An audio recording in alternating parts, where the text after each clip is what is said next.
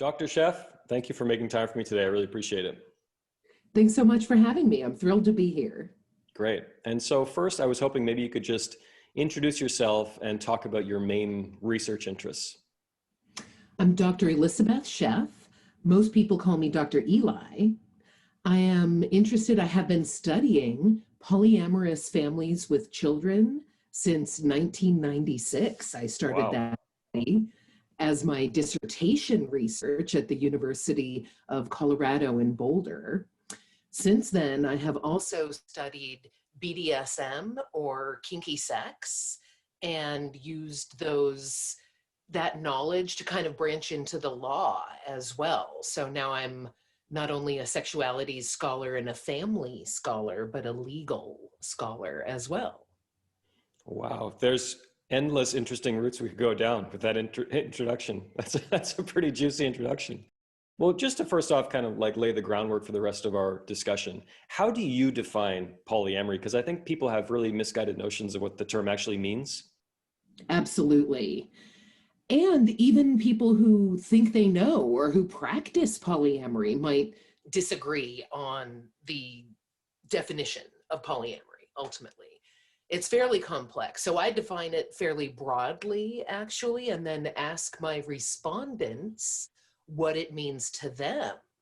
And so that's more important for me, at least. If people understand themselves as polyamorous, then I want to talk to them about what that means. I'm not kind of weeding out people that don't fit my definition of polyamory. But for me, polyamory is a form of consensual non-monogamy that emphasizes emotional intimacy and perhaps sexual intimacy, generally among groups larger than two. Although I've found that within that definition, it makes room for group sex, most polyamorists, for the most part, have sex one-on-one with each other, but they'll just have multiple sexual partners. Occasionally, there'll be a threesome or a quad. So threesomes in polyamory world are called triads. 4-person relationships are called quads. And occasionally there'll be one of those that tends to interact sexually as a group. But for the most part, at least within my research, group sex is kind of a condiment, whereas one-on-one sex is much more the main course. And where did your interest in this topic come from? When I was 22, I fell in love with a man who told me he never wanted to be monogamous, never wanted to get married. And at the time, I just thought he was going to be kind of more of a passing fling, I guess, until I got back to real relationships with women.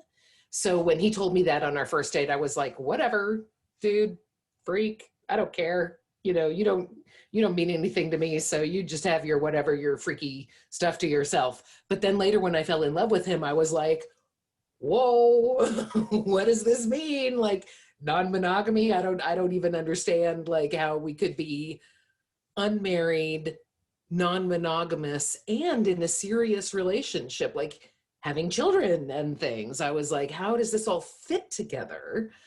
And as an intellectual, I intellectualized what frightened me and started studying polyamory. Well, not initially, actually. Probably the first year I was in contact with the polyamorous community, it was civilian, meaning it was all about me and my own relationship. I didn't approach it as a researcher. I was like, this is freaking me out. How do you all do this? I'm like, when my partner tells me he wants multiple partners, I hear, you're too fat and you're bad in bed. And he kept saying, no, that's not what I'm saying. I'm really not saying that. Like, you're fine. No matter who you were, I would want multiple partners, is what he would tell me. But even it didn't, until I talked to other people who did it, it didn't really sink in a way. I didn't really understand it. And then once I talked to those folks, about a year into going to like polyamory support groups, and meetup wasn't a thing yet at the time, but kind of like what would be considered a meetup now, I guess. And I was in graduate school. I was like, you people are fascinating, not just for my own personal life, but just on a sociological level. What a fascinating group of people. And then it didn't hurt that it helped me intellectualize this thing that was just freaking me out completely. So what was the nature of the freaking out? Was this jealousy primarily? No, actually, ironically, I don't, like, just in my internal cosmology, I don't necessarily feel jealous of other people. Like, I'm angry at you, or I don't want you to have that. I get insecure. Like, oh, I'm not enough. Of course you want this other person because, and I'm well familiar with my own faults. I have, endless reasons in my own mind why other people are cooler and prettier and just, more than me. And I think that that's not unusual, actually, now that I've done the research, that when there's a primarily monogamous person who gets approached about polyamory, often their first instinct for the monogamous person is, okay, so there must be some lack in me that makes you want other partners. Because if I were better, sexier, skinnier, more exciting in bed, whatever, then you wouldn't need other people. And what I have come to realize through my research is that is not at all the case. It's very much like the kind of thing people used to say to gay and lesbian people, like, oh, if you just had the right heterosexual experience, then you wouldn't be gay or lesbian anymore. Like, it would fix you. And I've come to realize there's no fixing necessary, not only with gay and lesbian people, but with polyamorous people. There's no fixing, because there's nothing wrong with wanting multiple partners. It doesn't mean there's a lack on anyone's part. It means that, at least for some people, they are wired that way, that it's a form of sexual orientation for them, and they really would want multiple partners no matter who they were with. And so it kind of sunk in and depersonalized it for me, that it made my insecurity, it didn't make it go away, but it made it it gave me a broader perspective on it, I guess, that it wasn't really about me. Although, are you sure? Maybe everything in the world is about me. It's all about me, isn't it? No, and that wasn't about me, ironically. This might be a really difficult question to answer, but I'm curious, do you have any sense of the numbers of people who are polyamorous? I mean, what's your best sort of estimate as far as that goes? Oh, it's so interesting. We finally have actual data on this. And the numbers are around consensual non-monogamy as a whole. So of that group, we're not sure how many are polyamorous, or how many are swingers, or how many are monogamish, or just in an open relationship. We don't have it broken down quite that fine tooth, but what we know, and that when the solid numbers came out, it knocked my socks off. I couldn't believe it. 20% of people have tried consensual non-monogamy. 20%! That 1 in 5 people has tried consensual non-monogamy? I really did not expect that at all. I didn't see that coming. I thought the number would be much lower. So I was thrilled when I saw that. Just, it's so fun as a scientist to be proven your misconceptions, to be proven wrong. It's really exciting. And then in terms of ongoing, maintaining consensually non-monogamous relationships, that's about 5% of people. And we're talking about the United States right here, actually, I should clarify. And that 5% is more than lesbians, gays, bisexuals, and transgender people combined don't make up 5% of the population. So there are more non-monogamists than LGBTQ folks. Although I have to say, lots of LGBTQ folks also do non-monogamy. There's a strong correlation there as well. How did the genders break down? Is it fairly evenly distributed? That's such a good question. I don't know that the research, I would need to look at that, Hmm.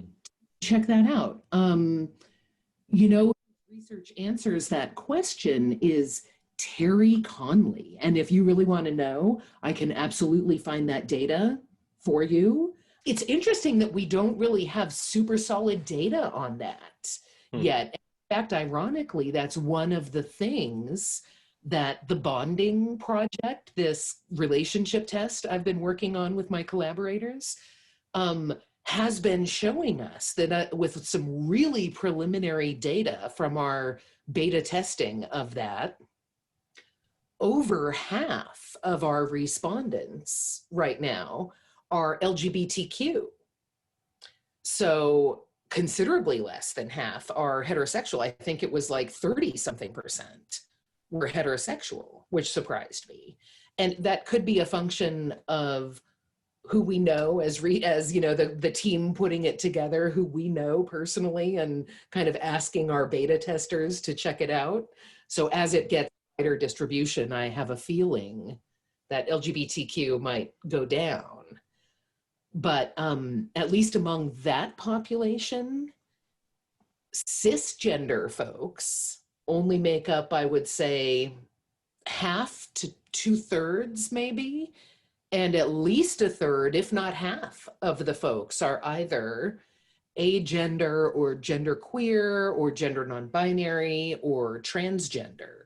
Right. So this kind of previous idea of non-monogamy as something men and women do might be accurate for the swing setting, but for many other forms of non-monogamy, not as much. Men and women are still doing it, but so lots of other people.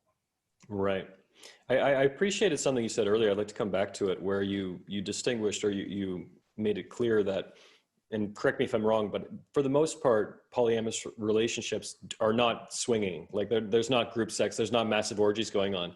It's people having sex one-on-one, and they have multiple relationships. And these are relationships. These are intimate sexual relationships with, that has a lot of one-on-one interaction. There's just multiple, one person having multiple of those relationships. I think that's an important clarification, because I mean, you're the expert, but I feel like there's probably still a lot of misguided notions around polyamory out there. I think people still think of like key parties in the 60s and like crazy group Right, sex and all kinds of, and of course that is one component, I'm sure, of polyamorous people. But I think it's interesting because I think a lot of people can't quite wrap their heads around having an intimate, loving relationship with more than one person at a time. right, But I mean, yes. I wanted to get more into some of the misconceptions. I mean, are there any misconceptions around polyamory that you might want to address? For one thing, that it's all about the sex, and that sex is the main event, and that it's all kind of correlated around sexuality. And for some polyamorous, sex really is a big deal, and it is the main driver of polyamory.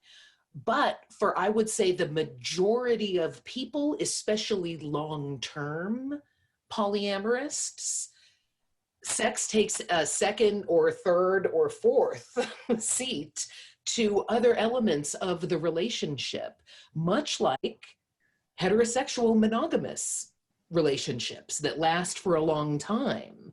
If all they are fantastic lovers, then it makes it really hard to deal with someone being sick, for instance, or if someone loses their job. Like, there's a lot more to relationships besides the sex.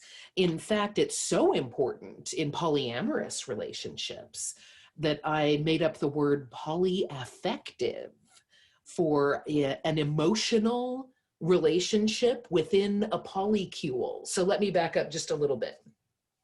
A polycule is the kind of network of polyamorous relationships, almost like a little expanded family.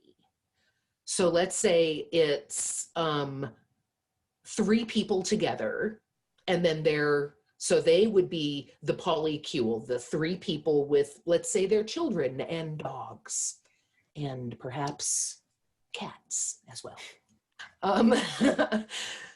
They would be the polycule, And then they would also probably be nested within a larger framework. Let's say as well, they date people outside of their three-person relationship.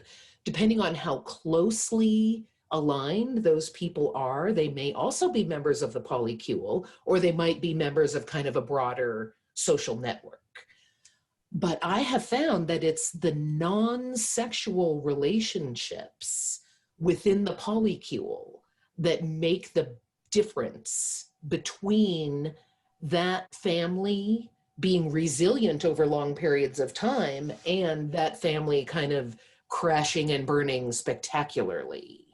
So let's say the three-person relationship is, and this is the most common kind I've found, in fact, a heterosexual woman with her two male partners. That's the most common kind I've found. If those two male partners, who are also generally heterosexual, if they really like each other and support each other and have an independent relationship, you know, almost like a brother-husband relationship outside of their relationship with her, then that family is incredibly resilient.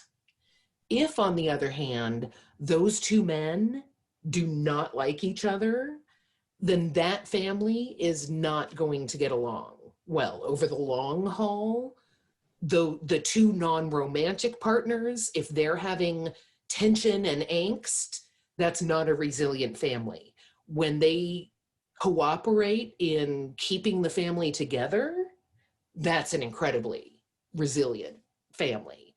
So ironically, the non-sexual relationships are the glue, the long-term glue of the family, much more so than sexual relationships, which, as most, again, like monogamous heterosexual people know who've been in very long-term relationships, other things become the stability, and the sex is kind of like a nice addition, you know, especially ironically for the, or maybe not ironically at all, for my aging folks, the people who are,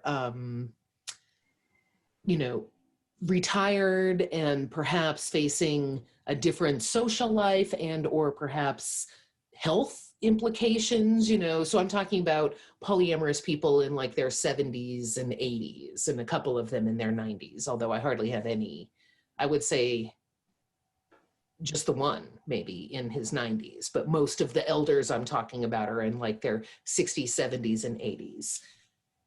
And that, like most older people, sex for them is, you know, maybe continuing to be a part of life, but certainly not the way it used to be, and not the core element of any ongoing relationship. As long as we're talking about misconceptions about polyamory, this might be one. And I'll tell you when I think of polyamory, what I think of. And I have had periods of my life where I was, for example, dating multiple women openly and honestly, but I've never been in a situation where I felt like I was in love with more than one woman at a time and had a genuinely polyamorous kind of relationship life. But from the outside looking in, it seems to me, and perhaps again, this is misguided, it seems like a lot of work, like a lot of time and a lot of management of different people and different emotions. And, you know, dating one woman, having one girlfriend is a full-time job often in and of itself. And you know, I'm the same, you know, I can be a lot of work as well. And it just seems to me that adding another deep, intimate connection into that would just be a lot of work. And for people with, you know, jobs and research and students and classes and writing, I mean, it just seems, from my perspective, when I think of polyamorous relationships, I think it works for a lot of people, but for me, it just seems like a lot of work, a lot of extra work. Is this misguided thinking on my part? I would say it really depends on how the people handle it. It would be an incredible amount of work, and is for some people if they either have mismatched expectations of what they want from the relationship, from their partner. So trying to figure out expectations and then come to a place where perhaps differing expectations, people can figure out how to cooperate or compromise on those. That can be a lot of work. So especially at the beginning, I've found the relationships can take a lot of work to establish and kind of reach the steady state of smooth functioning. But once that state is reached, they can be much more beneficial than effortful. But reaching that, like, there is a sharp, sharp, sharp learning curve to get to reach that state. And some people, especially if they're already in a relationship and then looking to open that relationship, that can be an incredible amount of work, because people might not even know what their expectations are to be able to negotiate them. Because especially if they've never done polyamory before, the idea of what consensual non-monogamy might be is often incredibly different from how it actually works out once people try it. You know, especially for heterosexual men who have a female partner and are looking to add another woman, which is an incredibly common way people approach the polyamorous community. And for those men, often the conception is that they will be the center of attention, with these two women kind of perhaps performatively making out in front of them, but really the sex is about him finishing them off. Mm-hmm. And then in reality, when the women end up being way more into each other and the dude is kind of sidelined, that can be really disillusioning for some men who then are like, you know, I don't think I want to do this anymore. And women are like, I'm totally digging this. I don't know what your problem is, dude, but this is awesome. That can be really tricky. That can be a lot of work. But if people are able to then broaden their expectations, especially date independently, instead of forcing kind of people to date as a couple, that works great in swinging. In polyamory, that really does not work well at all. And to date people of all genders, and not only look for a bisexual woman that will be equally in love with both members of this heteroflexible couple. That trying to find that is so difficult. They call her the unicorn, a free bisexual woman to add in to a heterocentric relationship. So yes, that would take a ton of work, but broadening out, kind of letting go of expectations and seeing what actually happens, and approaching it with a kind of a generosity of spirit of like, we're gonna figure out how to make this work. And it might not look the way we fantasized about, but it could be even better in the long run. So they definitely come across as a lot of work, and can be, if you're trying to kind of squish a square peg into a round hole of not, you know, especially forcing the dating of the couple, that's an incredible lot of work and almost always doomed to failure within the polyamorous world. But in other ways, they're far more advantageous. Once they're established, far more advantageous. Could you give me some examples of that? Let's see. I can think of this triad. It's a woman and her two dudes. And each of the dudes has a house, and she pays kind of half-ish rent at both places, and she spends a night in one house and then a night in the other, and bicycles back and forth. And the three of them are very solid, and it works great that the men don't have to live together, so they have their own space. But for instance, each of the men has had a parent die during this interaction, and not like a quick heart attack and you're gone, but like a lingering, needs a lot of care, needs legal help, needs people to deal with their stuff that they're obviously not going to be able to go back and pack up because they're mortally ill. And having three people able to either support the one person, two people to support the one person whose parent is dying, and or when they themselves have gotten ill, someone to drive someone to chemotherapy and then stay with them and pick them up. And then when they come home, there's someone else who's been able to go to the grocery store and get some food ready that they know the person post chemo will be able to keep down. Mm-hmm. So those kind of, I guess I'm thinking of really long-term relationships, and those folks have been, let's see, she's now in her 70s, and she's been with one of her male partners since they were 18. Wow. And other of her male partners since her 40s. So that's remarkable. Kind of, yes, resilient, long-term relationships.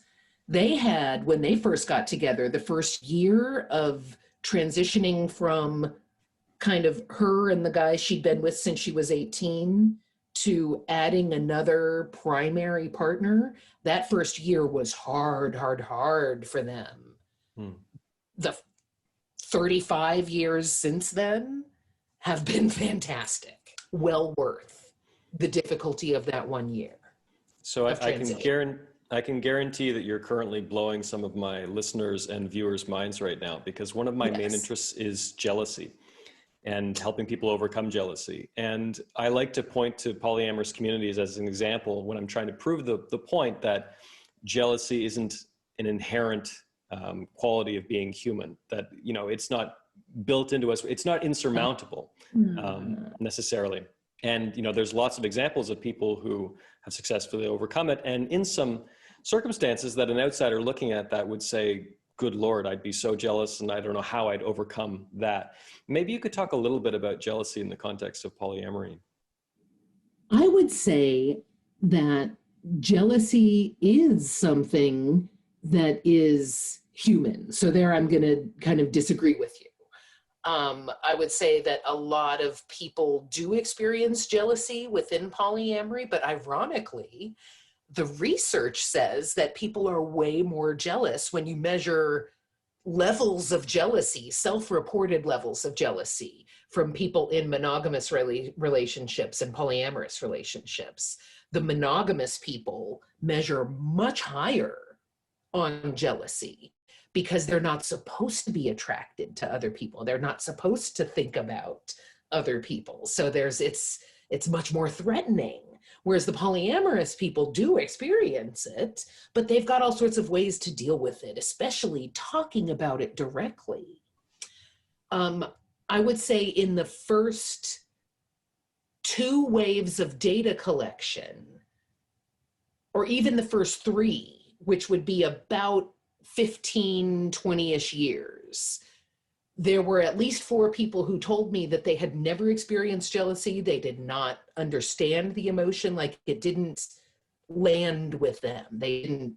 Jealousy wasn't real in their universe somehow. 4 people. And then in the 4th round of data collection, which is the one I'm still working on right now, 3 of those 4 said that they had experienced jealousy. And for all 3 of them, it was kind of this perfect storm of something going wrong with themselves. Like one person lost their job and gained some weight and was just kind of depressed. For another person, their long-term other sweetie broke up with them and they were feeling really missing that person. And for another person, I think she had a baby and she was like, who am I now? You know, I'm a mom too, but I'm also all these other things. And how do I fit that in together? So all 3 of them were having kind of a crisis of their own. And then while that was happening, their most beloved partner hooks up with someone new who is exciting in some way that they are not. And they experience jealousy for the first time. And one of them was like, oh my goodness, I have so much more kind of compassion for my partners who have expressed jealousy to me, because it sucks. That emotion is so painful. I had no idea. And now I feel so bad that I was kind of an ass to them about them and their jealousy. So that has given me this idea that people have jealousy nodes, kind of. And some people have a whole bunch of jealousy nodes, and some people only have a few. And some people's jealousy nodes get activated by all sorts of things, and other people, their jealousy nodes really hardly have any activators. And it has to be that kind of perfect storm of feeling bad about themselves somehow and someone new coming into their beloved's life at the same time. That's an interesting way to frame it. Jealousy nodes. I might steal that. I'll give you credit, but that's really interesting. I've never looked at it like that. Yeah, because you do meet people with next to no jealousy nodes, as you put it. Absolutely. Yeah, and I suppose as well, like when I was framing the question, I think of, like, you look at hunter-gatherer societies and the next to no levels of jealousy in many of the societies, and yeah, which leads me to think that it's more social than it's often given credit for, jealousy in general. But yeah, it's still something I'm working out. But that's I really like the way you framed that. But I think it's also a lack of resources, or figuring out how to share scarce resources. Like, there's only 24 hours in a day, and no matter how much your partner says, I love you, I love you, I love you, if you don't get to see them for 2 months, then that might activate your jealousy nodes, especially if they're seeing someone else a whole bunch. So that's only socially constructed, which I absolutely do think, especially romantic jealousy is very socially constructed. But that kind of feeling of, I don't want to lose my resources, like, fine, see other people, whatever, but don't take time away from me. I think it's interesting. Perhaps hardwired. Interesting. To be continued. But how you deal with it is not. Yes. Whether you say, I'm feeling jealous, so you have to stop, or I'm feeling jealous, can you give me some reassurance? Can you make sure to hang out with me on my birthday? Right. Absolutely. Before we go any further, I have to ask you about children who grew up in polyamorous families. That was the line in the email that I think your agent sent to me that really jumped out at me. I would imagine this is an extremely young field of research. What have you learned about kids who grow up in polyamorous homes? Well, for one thing, I think that's a great misconception, that people automatically assume that polyamory is bad for children and would cost children. It turns out, at least the children involved in my research, and they're kind of a special group, that coming from a polyamorous family is incredibly advantageous for them, that they get all the stuff they would get from a regular family, which I guess means 2-ish parents, depending. I mean, what is a regular family now? Families are so diverse. But they get what we expect, in a way, from family life: emotional support, a grounding in an ethical framework of how to live their lives, boundaries, socialization, practical support, things like that. They get all of that. And then on top of that, they get to watch their parents communicate extensively, take responsibility for issues in their relationship, even admit to the children when they're wrong sometimes. Like, a lot of the skills the parents get from polyamorous relationships then translate into parenting skills of being honest and establishing emotionally intimate and supportive relationships with an age-appropriate level of information. So, for instance, a lot of small children in polyamorous families just take their family for granted. They don't really get it that their family is any different from any other family. It's just the way their family is. Not until they get to, like, elementary school do they start to understand that other children's families are different, and then it tends to express as a deficit in the other kids. Like they only have 4 grandparents, those poor kids. You know, they don't get nearly the awesome presents this person with 12 grandparents gets. Or they don't have, you know, someone to give them a ride. Like when you've got 5 adults in the polycule, somebody's going to be able to pick you up, and you're 12, you want to ride. You know, you can't afford Uber and you don't want to take the bus, you know, so yeah, somebody give me a ride. Having 5 adults to call on for that is amazing.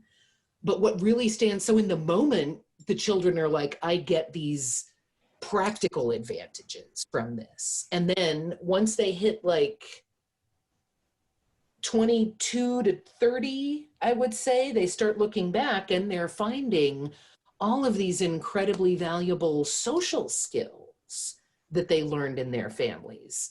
How to negotiate, how to take responsibility for something you messed up and apologize and move on. How to establish emotionally intimate connections in their lives so they can move out from the home, the parental home, they can go to college, and they're not necessarily adrift because they know how to find people with similar attitudes or lifestyle or ideas and how to become close to them. So they take these emotional and communication skills with them into their lives as young adults. And no one in my sample yet has become an older adult. They're all, like my oldest person is just turning 30 now, but they find it very advantageous. Not to say that they don't experience disadvantages. Polyamorous families experience the same kinds of disadvantages that other, especially other diverse families experience. So stigma, just like LGBT families or interracial families, the kind of loss of a partner who moves on, just like families who are either divorced or single parents who are dating. The kind of overcrowding that comes with lots of people living together, they, you know, large families experience that. So while there's no unique disadvantages that only come with polyamorous families, there are some unique advantages in terms of learning these communication skills, the resilient emotional skills, and having all these adults to support them turns out to be a lifelong thing, that they often stay in touch with the other adults that they grew up with, even if their parents don't necessarily maintain a romantic connection with that person. They can often maintain themselves independently a social connection with that person, generally using social media. Just bypass their parents completely. Yeah.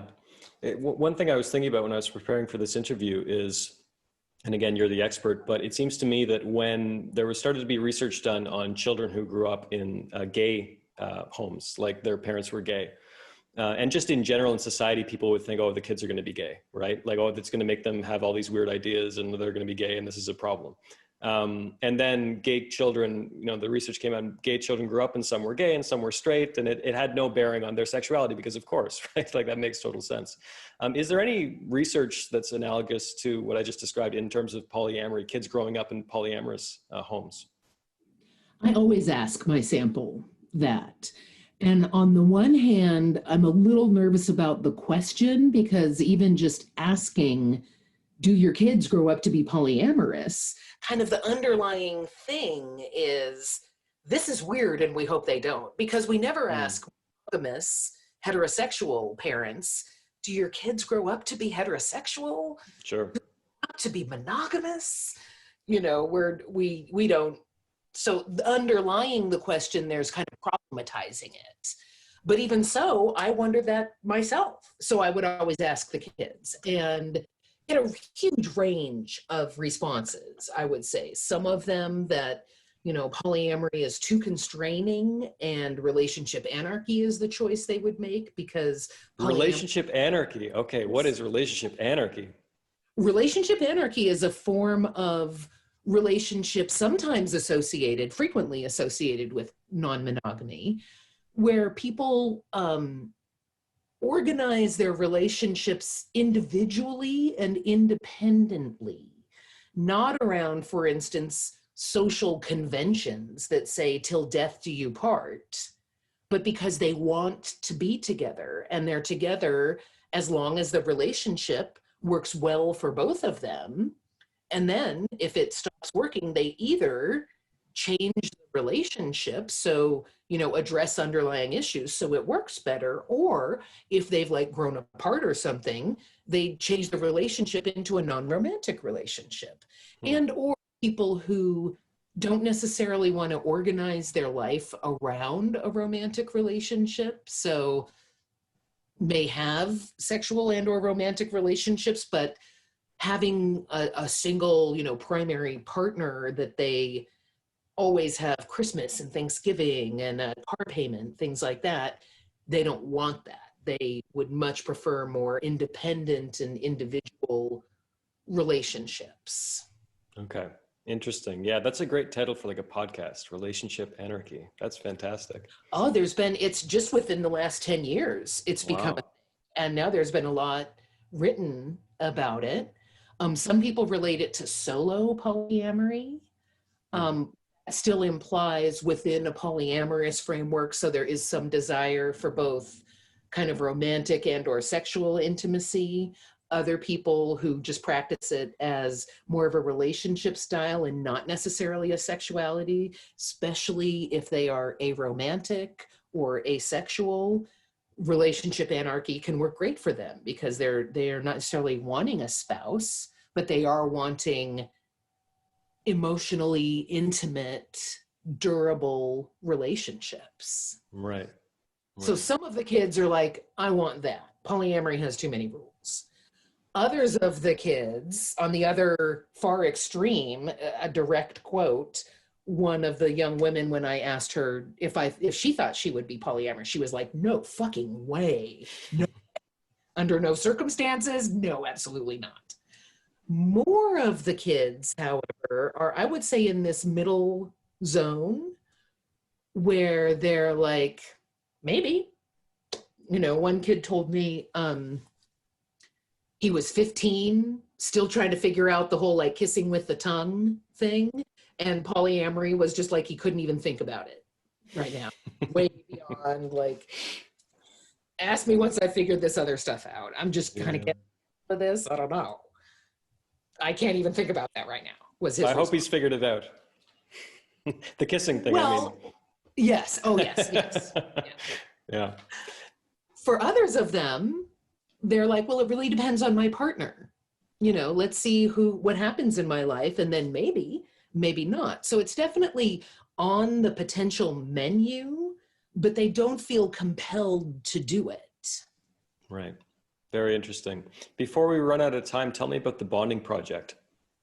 Oh, I'm so excited about it because I've talked for years about how consensual non-monogamy is not for everyone. It's not a good choice for everyone. Some people really would not fare well in consensual non-monogamy. Can I just pause you really quickly? Because I really appreciate you saying that, because it seems to me, and I've had this conversation with other people I've had on the podcast who are in open marriages, for example. People, it seems to me, they feel threatened by people in an open relationship, since they almost feel like the relationships are under attack or something. Whereas what Dr. Eli does for Dr. Eli is fantastic. What Zach does for Zach is fantastic. And it doesn't have to be that way. So I really appreciate you saying that. You're not evangelizing, say, oh, the whole world needs to be this way. Like, of course not. I'm not even polyamorous myself. Oh, there you go. There you go. But I've definitely talked to a lot of people who are like, well, that I guess could be interesting. I don't know. I really haven't thought about it. It never really, how do I know if that would be good for me or not? And so not only that, but also my colleague whose idea this was kind of getting tired of dating people who realize they really wanted monogamy, and she very much does not want the expectation of monogamy. So she was like, I wish there was a test I could just give people before I start dating them to make sure, you know, like, do you want non-monogamy or not? So we, in collaboration with two of our other colleagues, came up with this test, kind of like the Myers-Briggs in a way, except what's different for us is our test is based in science. I did an extensive literature search on relationship resilience and satisfaction, especially in non-monogamy, and we came up with this kind of very fine-toothed test that gives lots of options. So it asks you basically about bonding as one-to-one, one-to-many, many-to-many, or solo bonding.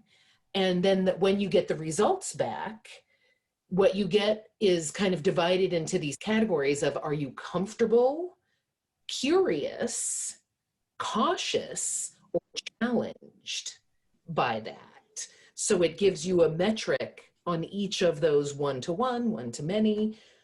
So it's not just oh, you are purple or whatever. It's very kind of fine-toothed and I think really gives people food for thought, as well as results that indicate this might work really well for you, but this other thing could be really hard because of this. And we're finding that for some people, monogamy, the expectations with monogamy are incredibly difficult and challenging and do not work for them. For others, they are most comfortable with monogamy or a one-to-one bond.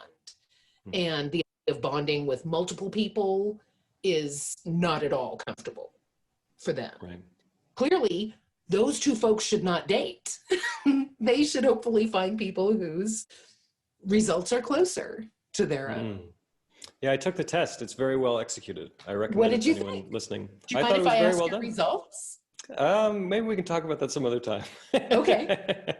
Yeah, no, it was very interesting. Yeah, it's very well executed, very well done. So I recommend it to anyone watching or listening. In a few words before I let you go, we're talking at the tail end of a very weird year. Shifting focus a bit, I've been asking all my guests this year, what has this year taught you? Like, what did 2020 teach you? What did you learn? Like, in a few words, what's your response to that? I would say this year I learned that I need to have more distance from social media. That Hear. social media people, I think, especially this year, people have been, there's just so much to be upset and angry about, and all the targets for that upsetness are far away. Like, how do you tell coronavirus that you're mad at its impact on your life? You know, you can't really do anything with coronavirus, but if someone on your social media feed says something that you might disagree with, then they become this target that you can like unleash all your pent up frustration and anger and sorrow. And, you know, I've experienced it myself this year. I've talked to multiple other people who have had that same experience of people online just unleashing on them in this really vitriolic way that I think would probably not happen in person. So social media, I feel like, can be really useful to connect and to reach out when you're isolated and to find other people. And at the same time, it kind of removes a little bit of the civility, maybe, that we would have if we were interacting in person. To say the least. Yes. I mean, the framework that I use to kind of think about it myself is use it as a tool as opposed to a drug. You know? Yes. That's kind of the way I choose to look at it. Yeah. Well, Dr. Eli, I really enjoyed this discussion. Where's the best place people can find you online? Good places to start with my website, elisabethsheff.com, ELISABETHSHEFF.com. I also blog on Psychology Today at The Polyamorous Next Door, which is the title of my first book, or check out bondingproject.com. Perfect. Great. Well, Dr. Eli, thank you so much for your time. I really appreciate it. Thank you so much for having me. This was a great conversation. I enjoyed it.